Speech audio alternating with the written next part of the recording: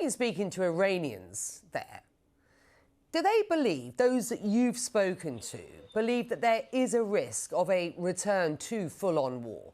Well, I think many people here believe that there's a risk, Becky, of a return to full-on war. And quite frankly, I think one of the things that many people underestimate internationally is how big the criticism is also here within Iran about the negotiations with the United States and also about the memorandum of understanding as well. Especially if you speak to conservatives, to hardliners, there are a lot of people who say they don't believe that their government should be engaging with the United States. They believe that it diminishes, as they put it, and people have told us, the sacrifices that their military made when defending against the United States and Israel. But at the same time, of course, there are a lot of people who are hoping for economic relief, and they really worry that things could go back to a shooting war, especially here in Tehran. Of course, there are people who witnessed the airstrikes that happened in the early stages of this year when a lot of places was destroyed. A lot of people were also hurt and killed in those airstrikes as well. So certainly people don't want things to go back to that. At the same time, the leadership of this country has made clear that they are going to take a hard line on all of this. They say